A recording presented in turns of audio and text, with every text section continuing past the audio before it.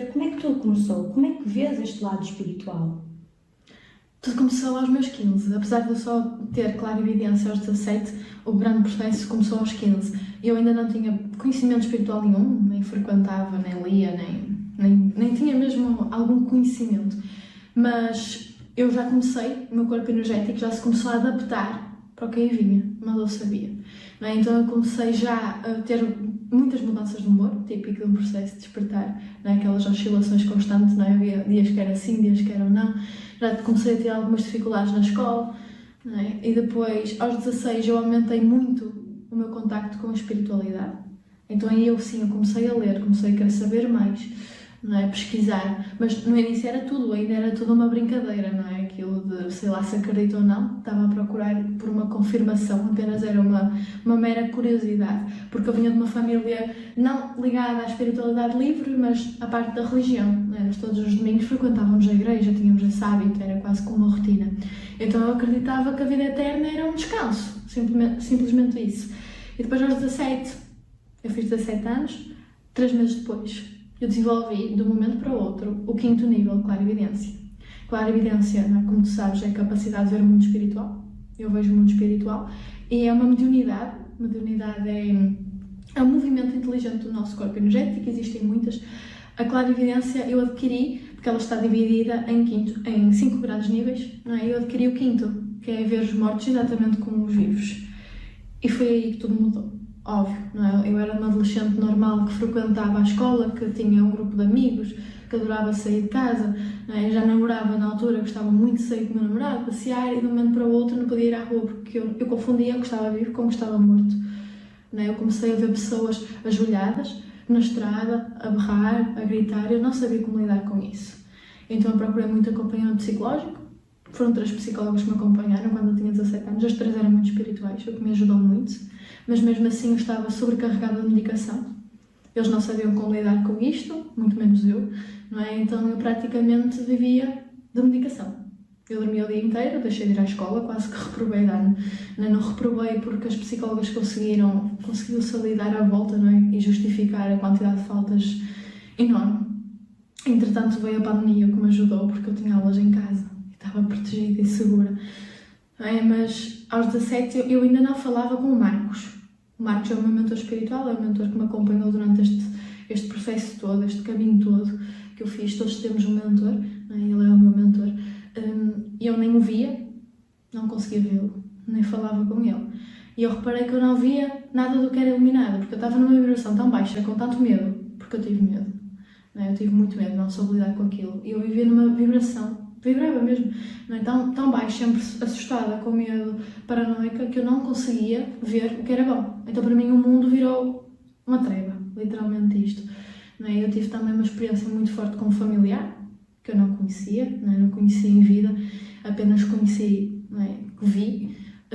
E eu acho que foi também o grande abandono para a minha família, porque eles não acreditavam, como é óbvio, Eu tinha pais da área da religião, minha mãe sempre foi uma mente muito mais aberta, E conhecia esta área, mas também nunca a viveu, nem nunca procurou, nem estudou. O meu pai já era muito cético neste aspecto, era muito religioso, mas óbvio, nós somos religiosos, mas também não vivenciamos a espiritualidade, seja qual tipo for. Não é uma mais livre, uma com mais dogmas, é indiferente. E a minha irmã era de ciências. Então foi muito difícil para eles. Eles chegaram a acreditar que eu também estava maluquinho. Eu mesma cheguei a acreditar. Eu procurei muita ajuda. Eu procurei ajuda com muitos corações. Fui a vários médiuns, a vários terapeutas, a vários tarólogos, tudo. E a maioria deles dizia que eu não ia ficar bem. Eu tive um que me disse que eu ia parar o manicômio se eu continuasse. Tive outro que me disse que eu ia ficar no buraco. Outro que disse que o meu caminho na área espiritual não ia ser para já, nem podia ser. Mas todos me diziam uma coisa, que nunca tinham visto pessoa com tal mediunidade. Todos diziam isso, que eu tinha uma mediunidade incrível e que podia ser muito bem trabalhada, mas que se eu continuasse na área ia correr mal. Eu lembro perfeitamente de ir à última pessoa e ele disse-me que eu estava a correr riscos de acamar totalmente. Eu cheguei a casa, deitei-me na cama e berrei, chorei. Eu não sou uma pessoa de chorar muito, eu liberto através de outras coisas. E eu chorei mesmo muito e já não sabia o que fazer. E foi aí que eu ouvi o Marcos. Pela primeira vez. Foi uma voz, não é? Que eles comunicam sempre, todos os mentores têm uma comunicação mental, mas não é? Com algumas modernidades e algum estado de materialização deles, nós conseguimos ouvi-los. Então eu ouvi o Marcos. Ele não me tratou por Ângela, ele tratou-me por Catarina, que é o nome mais íntimo, é o meu nome mais familiar. Eu ouvi uma voz a dizer: Catarina, escutas-me? Estás-me a ouvir? E eu pensei, e eu bati no fundo. Foi isso que eu pensei. Eu estou mesmo no fundo do poço, estou maluca, como é que eu vou lidar com isto? Eu não sei o que fazer. Mas eu não tive medo da voz dele. Eu não tive medo nenhum da voz dele. Mas uma coisa era ver, outra coisa era ouvir. Mas eu sabia, com o saber do coração, que eu já o conhecia. Eu fiquei a pensar naquela voz. Levantei-me, fui lanchar. Abriu-me logo o apetite. Eu já não comia há muito tempo, eu tinha emagrecido muito, eu cheguei a pesar 40 quilos. Só. Porque eu vomitava as noites todas. Isto foi um processo muito complicado. Eu não sabia lidar. Passava as noites a vomitar, os dias a dormir, as noites a vomitar, os dias a dormir. Era praticamente isto que eu tinha enxaquecas enormes que me arrebentavam com a cabeça. E passei noites em hospitais, eles não descobriam a causa, claro. E eu também não podia dizer isto a toda a gente. Então eu lembro-me que me levantei e fui lanchar. Finalmente apetite. E comi. E depois voltei para a cama e adormeci. Porque era esta a minha vida com a medicação. E nessa noite eu sonhei com uma pomba branca. E a pomba branca andava sempre à volta da minha cabeça, sempre, sempre. E era uma pomba branca tão bonita, eu estava tão bem. E quando acordei, eu voltei a ouvi-lo. Ele disse: consegues-me ouvir? Ele: olha, vamos dirigir-nos ao Pinhal, vamos os dois. Eu disse: mas eu não te vejo, não sei quem és. Ele disse: sabes bem quem sou. Ele: não precisas de me ver para saber que eu estou aqui. Então vamos ao Pinhal. E fomos. E eu falei muito com ele. Ele pediu para que eu partilhasse o que estava a vivenciar, eu partilhei. Eu sabia que podia confiar nele. E ele então disse-me: sabes o que é que tu vais fazer? Eu vou dar uma lista, tu vais ir apontar, eu vou dar uma lista de livros que tu vais comprar. Tu vais a uma livraria, tu vais comprar isto, e tu vais ler, e tu vais estudar, e tu vais melhorar. Foi isto que ele me pediu. E eu fui, comprei, li, estudei. Não fiquei só por aqueles 6 livros iniciais. Então eu li muito, estudei muito, procurei muito. Não tão lá fora, mas dentro de mim. Comecei um grande processo de autoconhecimento. É sempre com ele. Eu lia e depois eu tinha que levar aquilo que eu percebi da leitura para ele. Algumas vezes ele dizia: não é bem assim. Ok, tens que interpretar isto de outra forma. Vou-te ajudar nisso. Comecei o meu processo muito com ele. E eu melhorei. Eu deixei de tomar a medicação totalmente. Eu tinha enxaqueca crónica, os médicos não sabem explicar como é que ela passou totalmente e passou, não é? Eu entrei num estado de equilíbrio enorme, recuperei a minha saúde toda, estou mesmo bem, graças a Deus, não é? E quem me ajudou a recuperar foi o Marcos.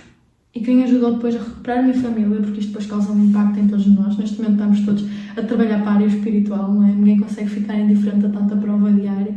E ele depois, nós costumamos aqui dizer que ele é o mentor da família, porque ele é o mentor de todos nós, porque ele depois começou a ajudar todos nós. E procurou a minha mãe, porque foi difícil para a minha mãe. Ela foi ao fundo do poço. Mal eu recuperei, ela caiu. Totalmente. Então, foi ele que a ajudou. Foi ele que me aconselhava do que íamos fazer, do que não íamos. Ele acabou por nos guiar a todos. E eu comecei a ter muito conhecimento. Porque eu também tive um processo muito complicado no início. Isto não foi só luz. Nós temos muito hábito de: a espiritualidade não dá-nos nada. Não nos dá tudo. Só nos dão as respostas que nós podemos saber. Aquilo que realmente nos vai acrescentar e nos vai fazer bem. Eles não estão aqui para nos dar tudo aquilo que nós queremos. Quem somos nós para saber aquilo que realmente precisamos? Não somos. Então eles estão cá para isso. Eu comecei realmente então a perceber o que era a luz e o que era a sombra. E percebi que no planeta está cá sempre as duas. Eu é que tenho que decidir aquilo que vou escolher. Então eu comecei a trabalhar muito em mim. Foi nessa altura que eu melhorei, que eu deixei a medicação, que eu comecei a deixar os psicólogos, as terapias. Comecei realmente depois a conseguir ter as minhas terapias, as minhas formações, e um pouquinho de tudo mais. E como é que tu conseguiste lidar com essa clarividência quando começaste a continuar a fazer as tuas coisas no teu dia-a-dia, a ir ao supermercado, à escola? A clarividência. Ela, como estava no 5º nível, eu não conseguia mesmo sair. Não havia opção para mim. Era mesmo muito difícil. Eu tentava ir à escola. Se aguentasse uma aula, era muito. E já entrava num stress. Quase que nem podia, não é, falar, nem me expressar. Estava sempre ali no meu canto. Era a minha forma de me sentir segura. Então o Marcos falou comigo e perguntou-me se eu achava por bem baixar para o 4º nível. Eu disse logo que sim. Eu nem sabia que eu tinha essa possibilidade. Se não, mas tu és livre. Tu és livre. E só depois é que eu comecei a perceber que a mediunidade que eu adquiri vinha de uma encarnação passada. Eu adquiri aos 17 porque ela veio exatamente como estava. Eu na minha encarnação passada tinha o 5º nível e fui recebida aos 17 por algum motivo que eu ainda desconheço, mas ela foi trazida naquela idade para mim. Então eu baixei para o 4º nível, e o 4º nível é o que eu tenho hoje e o que eu estou a tentar manter. Então eu continuo a ver tudo o que é de bom, tudo o que é de mau, mas não vejo exatamente o lado de lá como o lado de cá. Não é tão real, não é? No sentido que nós aqui somos mesmo muito matéria, não é? Eu vi-os da mesma forma, não os conseguia tocar, não, mas eles tinham as mesmas roupas, tudo exatamente da forma como desencarnaram. E então, no 4º nível, aquilo que vocês veem no arco-íris, as cores, é o que eu vejo. Eu vejo as cores, não é? E as cores estão em tudo. Eu vejo o campo energético, não é? Que é a aura, que está aqui à volta. Vejo as cores. E tem-me ajudado muito. O que está a me dar força para continuar, porque não é fácil, não é mesmo? Não é? Eu entro em superfícies como supermercados e não aguento, porque eu vejo muita coisa. Normalmente eu tenho um estímulo 4 vezes maior, um estímulo visual 4 vezes maior do que uma pessoa sem esta mediunidade. Por isso o cansaço é muito, não é? Eu tenho que ter muitas precauções. E é óbvio que também tem as suas partes difíceis, não é? Porque eu, apesar de eu não ver os mortos como vivos, se a pessoa estiver ajoelhada, eu vejo na mesma que ela está ajoelhada, porque eu vejo o vulto, não é? A sombra, o éter. Eu vejo o éter. Clarividência é um estado etérico, ou seja, o éter é o 5º elemento da Terra, o primeiro das colónias, do plano espiritual, e eu vejo o éter, eu tenho essa capacidade. Isto é que é clarividência. E agora com o 4º nível tenho sempre muitas precauções. Eu costumo andar de óculos de sol. Porquê? Porque a minha clarividência ela aumenta com a claridade. É literalmente isto que acontece. Eu não tenho o mesmo nível, ou seja, a mesma intensidade, ok, de clarividência constante. Eu há dias que acordo e estou com imensa clarividência, então eu vejo muito bem as cores, vejo ao pormenor. Porque a aura tem 4 camadas. E a última camada, que é a mais longínqua, é que eu menos consigo ver. A primeira eu consigo ver bem, a segunda também. Dentro delas existem várias cores, riscos de cores, manchas de cores. E então quando eu acordo e estou com muita intensidade, clarividência, eu vejo tudo ao pormenor. E há dias que eu acordo e não vejo. A partir do momento que eu estou a consultar, o meu chakra começa a trabalhar, então eu começo a ter acesso ao nível máximo de intensidade do 4º nível. Nunca passei nem quero. Mas estou a tentar manter o 4º nível, apesar de todos os condicionamentos com que eu tenho aprendido a lidar. Estou a tentar aprender a manter o 4º nível porque eu tenho tido muitos motivos para o manter. Mesmo em consultas têm aparecido muitos casos. Eu já cheguei a ver um cancro numa aura que ainda não estava diagnosticado e que a senhora procurou e fomos muito a tempo. Fomos mesmo a tempo. Porque eu vejo a cor e não consigo fazer um diagnóstico. Ele é clarividente ao médico. Não é assim que funciona. Não é? A cor vermelha que eu vejo no campo energético muitas vezes pode ser tendões, pode ser músculos, pode ser artérias, pode ser muita coisa. Nós é que damos sempre estas possibilidades todas para que a pessoa realmente depois possa, dentro daquilo, procurar a melhor solução. Mas tem sido muito eficaz e tem permitido ajudar de uma forma mais direta e rápida e eficiente. E esses seres, esses espíritos que tu vês, eles normalmente chegam até ti ou simplesmente vês? Nós de lá de lá somos os mesmos. A maioria dos espíritos que eu vejo, é claro que não são espíritos de luz. Espíritos de luz raramente vêm à Terra. É literalmente isto que acontece. Há muito aquele hábito de dizer o mentor espiritual está sempre comigo. Não está. Eles não aguentam. Eles são muito sutis, muito leves, para um planeta tão pesado para eles. Não é que a Terra seja pesada, mas tem uma boa densidade comparado com o campo energético deles e das colónias. Então eles não estão aqui. O Marcos aguenta 4 horas seguidas comigo, depois sai. E não aguenta comigo se eu estiver em supermercados. Ele mantém-se no canal Transportador, que é um canal, um freixo de luz, onde eles vêm e vão, nós exatamente igual à noite, quando desmembramos, quando saímos do corpo em espírito. E ele mantém-se às vezes por cima dos edifícios no canalzinho, a emanar energias, a estabelecer comunicação comigo para que eu fique mais calma. Mas ele aguenta só 4 horas, se eu estiver até num bom espaço, assim no meio de uma montanha, 4 horas seguidas, e depois vai e retira-se o tempo que ele achar necessário para recuperar e depois pode voltar. Eles não estão sempre connosco. Portanto, a maioria das almas que eu vejo aqui não são iluminadas, são pessoas, muitas vezes, o mais frequente é sem conhecimento. Como não tinham conhecimento do que é a vida do lado de lá, ficam por cá. E a grande parte fica por cá por apego. O que eu posso fazer, que o Marcos me diz, é para eu consultar os mortos tal como consulto os vivos. É a mesma forma. E o resto fica para o mentor. Porque eu não sou ninguém para saber mais que o mentor espiritual dele. não é? Então eu consulto as pessoas da mesma forma. E na maioria dos casos, não é, nestas consultas, as pessoas estão aqui por apego. Mas como é que eu vou ir, Ângela, para o plano espiritual, que a minha filha está aqui, não é? A minha esposa, o que é que vai ser dela sem mim? Não é? Porque nós temos muito este hábito de... É compreensível, mas é egoísmo. É totalmente compreensível porque é humano. Não é? Nós temos dificuldade na separação, mas nós temos a dificuldade na separação quando somos apegados e não quando amamos. Quando amamos, nós libertamos. Porque nós, quando estamos do lado de lá, é isto que eu explico sempre, não é? Quando contacto, nós, se estivermos por cá, é óbvio que nós vamos estar muito densos, cada vez vamos ficar mais materiais, mais densos, então vamos ficar mais em baixo, vamos ficar piores, vamos deixar de conseguir ver o mentor, de conseguir ver o freixo de luz que é o nosso canal transportador para as colunas. Não é? Isto acontece. Então, quando nós estamos perto de quem amamos, não é? Quem supostamente amamos, não é? Quem gostamos, porque eu costumo dizer que não basta amar, temos que saber como fazer, não é? Então, quando nós estamos perto dessas pessoas, nós densificámos-las e elas então ficam piores em termos emocionais. Não é? Quando eu falo disto com eles, quem está do lado de lá, assim, mas é verdade, eu quando estou sentado na cama à beira dela, ela só chora. Não é? Porque isto acontece. Porque ali, então as pessoas ativam muito o pensamento, estão sempre a pensar naquilo que os faz mal. Não é? Queres ajudar? Liberta. Vai. Segue. E de que forma é que o teu mentor trabalha contigo?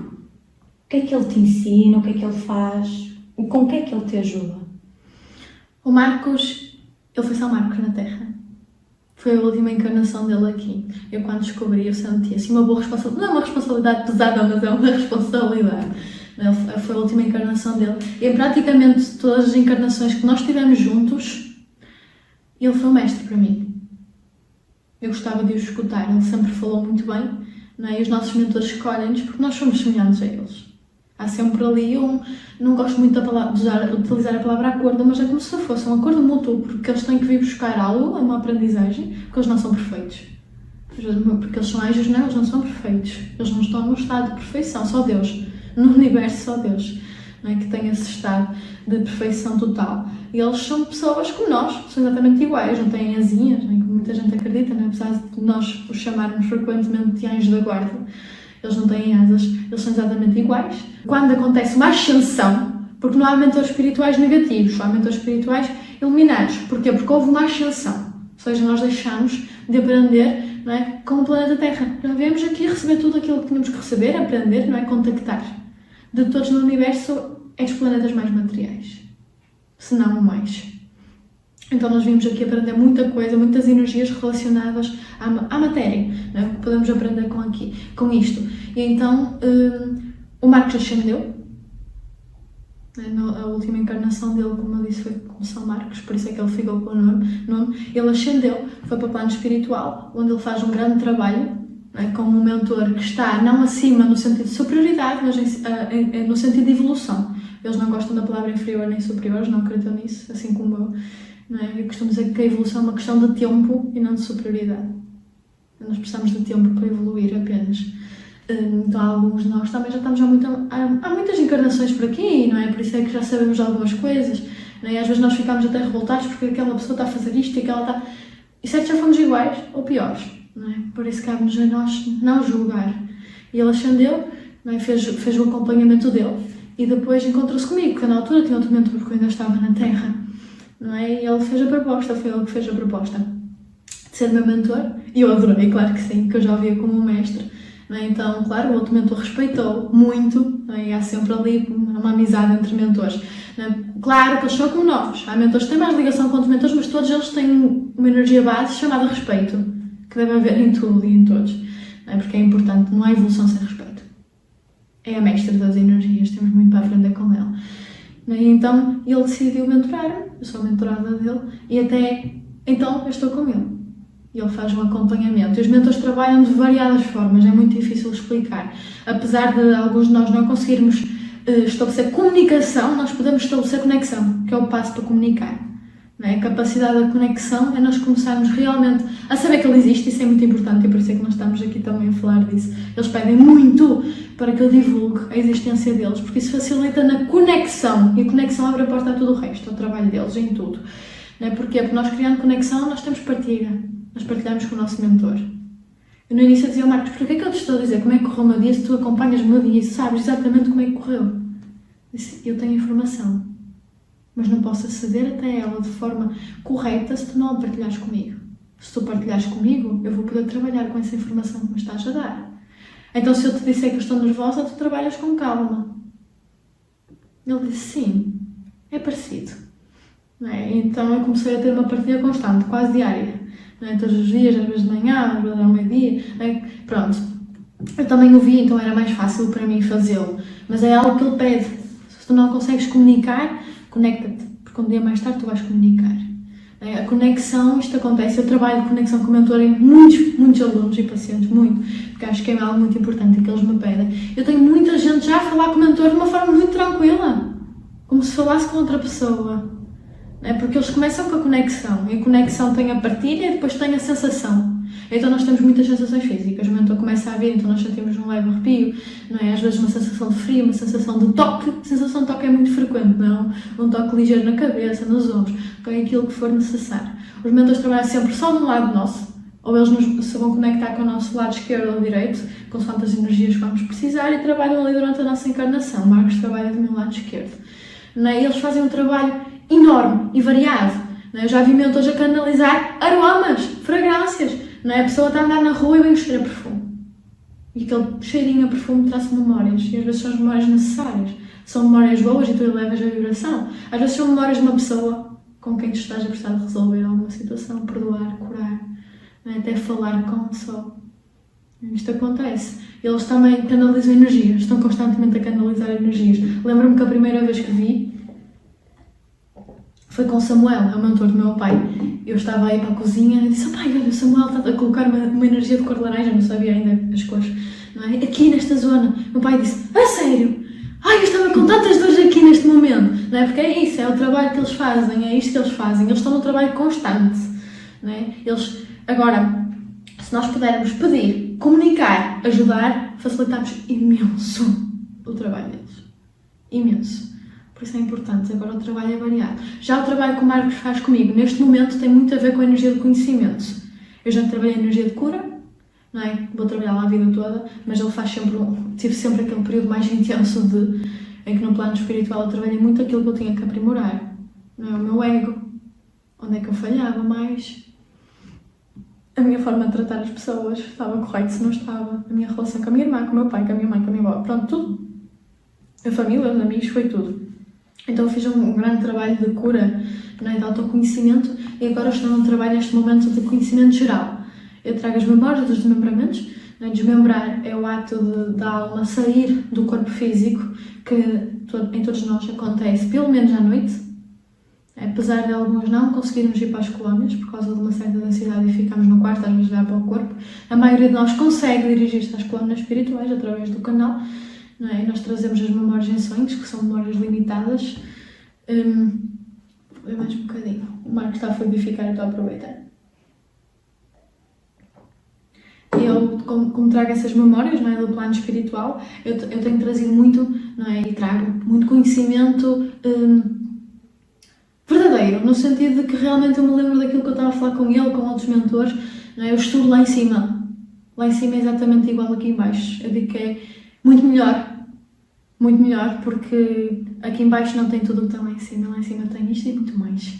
Tem cores que eu nunca vi. Eu tento lhe explicar, não é? Porque há uma cor muito bonita lá, que é um dourado assim esverdeado, mas eu não consigo, não é? Claro, explicar eu tenho dificuldade. Tem cheiros incríveis, tem tudo, não é? Tem livrarias enormes, bibliotecas enormes. Ok, nós andamos lá e procuramos o livro que for necessário, as pessoas sentam-se a ler, a estudar, não é? Claro, é como aqui. E lá em cima nós somos os mesmos, então há discussões sim, nas primeiras casas astrais é muito frequente saber, não é? Aquelas pessoas que são ainda mais densas, não é? Mais orgulhosas, é normal, mas também, não é? Temos sempre o outro lado, não é? Que já são as pessoas que realmente já estão ali num estado maior de evolução. Então neste momento eu estou a conhecer. Ele leva-me a vários mentores para poder dar formações, para poder gravar os vídeos, não é? Para poder continuar com as consultas, cada vez que conseguir ajudar mais e mais e mais os meus pacientes. Não é? Este é o grande trabalho que ele está a fazer comigo neste momento. E como é que tu te apercebeste que estavas a passar pelo processo de desmembramento? Como é que foi a primeira vez? Foi caótica. Eu achava que eu tinha morrido. né? Eu dormi, não dormi com o Hugo, e quando eu desmembrei, eu olhei para a cama, viu, e disse assim, eu morri. Eu disse, já fui, eu disse, tão nova, né? Comecei a ficar tão estressada, tão nervosa, porque é isto que nos acontece, né? Comecei a ficar tão nervosa, né? Que eu baixei muita vibração. Disse assim, ai Marcos, eu lembro perfeitamente, só disse, ai Marcos, fechei os olhos, não estava a ver nada. O meu corpo estava na cama, eu estava exatamente com o mesmo pijama, o corpo estava igual. Eu simplesmente estava fora do meu corpo, né, com um estado de consciência total do que estava a acontecer. Eu só disse, ai Marcos, e eu ouvi uma voz ao longe, dizer, não estás morta. Eu comecei a rir, fiquei logo bastante mais leve. Eu disse, ok, é a primeira vez que eu estou a trazer uma memória de desmembramento. Eu estava a ouvi-lo ao longe porque ele ainda estava no canal, ainda estava a ver. Ele disse, desta vez tu estás com memória total. Disse que bom, não é? Eu numa noite onde eu durmo 8 horas ou mais, depende do que é preciso, não é? Porque 1 hora aqui são 4 horas lá, o tempo lá é mais lento, demora mais a passar, não é? Apesar disso, não é, de 1 hora aqui ser 4 horas lá, não é? Eu apenas dormindo 8 horas, eu se trouxer, não é, memórias de 10 minutos, às vezes 20, é muito. Não é? Por isso há muito aquilo de a gente traz memórias, não trazemos memórias de tudo, há uma seleção das próprias memórias. Nós não tenho essa capacidade, quem sabe um dia o meu chakra ainda se alongue mais para eu conseguir trazer mais memórias, mas neste momento, numa noite, eu trago 10 minutos de memórias e nada mais. Não é? E às vezes não trago todas as noites, mas a maioria sim, consigo trazer. Sonho na mesma, a diferença é que eu cheguei a um estado em que a interpretação do sonho é quase que instantânea. Tenho sonhos confusos, sim, não é? Eu aponto, é o truque que eu dou a toda a gente, queres começar a lembrar-te das memórias, aponta. Acorda, tem algo onde apontar aquilo que tu sonhaste. E se tu não te lembras do que sonhaste, aponta aquilo que sentes. Porquê? Porque nós estamos a começar a valorizar aquela energia. A dizer ao universo, eu quero trabalhar para isto. Eu quero saber isto. Então as coisas começam a acontecer. E agora, voltando a falar da tua família, uma vez que a tua família era, pronto, mais cética e tinhas uma irmã que era mais ligada às ciências, o que é que fez com que eles começassem a acreditar que era algo mais do que a própria ciência? Nós tivemos várias provas. Na altura ainda não falava com o Marcos. Eu queria provar-lhes que existia. Então nós jogámos o jogo do copo. Foi muito intenso. Foi. E foi incorreto. Muito incorreto. Não façam isso. Que ninguém faça isso. Não é porque os espíritozinhos que vêm, obviamente não são espíritos iluminados, eles têm outra forma de se comunicar e se manifestar, não é? Mas nós fizemos isso, então acho que para toda a gente foi a grande prova. Tirando isso, eu na altura tinha uma mediunidade chamada incorporação, que eu reduzi. A incorporação não é o ato do espírito entrar em nós, isso não existe, não é?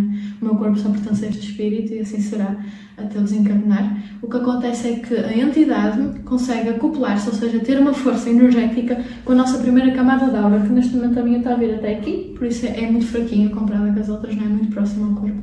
Então eles conseguem ter uma influência tão grande com esta camada, não é, que nós somos literalmente, temporariamente regidos por eles. É a mediunidade mais exigente que existe e por isso exige muita responsabilidade também. Nós temos de ser muito responsáveis. Há muita gente a utilizar esta mediunidade para nada. Para nada. O que o Marcos me ensina é que a incorporação tem que ser uma mediunidade de grupo. Ou seja, se eu vou entrar num transe, seja parcial, seja total, eu tenho que ter um grupo que faça o acompanhamento à entidade. Se não for para trabalhar em grupo, mais vale nem não usar. Na altura eu tinha, usava só psicografia, que é uma incorporação parcial e não total. Na incorporação total nós temos uma alteração constante, não é? Tudo. É o rosto, o corpo, a voz, não é? A forma de ser, a personalidade, é uma mudança total, radical mesmo. A psicografia é apenas um acoplamento com os braços, onde o espírito pode utilizar, não é? Como quase um canal para se manifestar. Eu na altura não tinha pouquíssimo conhecimento e foi um familiar meu que fez a psicografia. E escreveu coisas que eu não tinha como saber, porque eu nem o conheci. Quando eu entreguei a carta aos meus familiares, foi o acordar toda a gente. Do meu pai, do meu tio, até a minha avó começou a respeitar. Ela hoje em dia ainda me pede para ir lá à casa, porque ela não tinha esta crença, nem tão pouco sabia. Ela começou a respeitar muito aquilo que eu tenho. Criou ali um bom respeito para todos nós, todos. E até esta pessoa, que eu estou aqui a falar, não é? Ela escreveu coisas na carta que eu na altura não tinha conhecimento. Não é? Ele relatava-nos que estava num lugar frio, sombrio, doloroso, sozinho, cansado. Eu sabia lá o que era isso, sabia lá que o umbral existia. Ele estava no umbral. Eu não sabia como ajudar. E eu disse, não sei como te ajudar.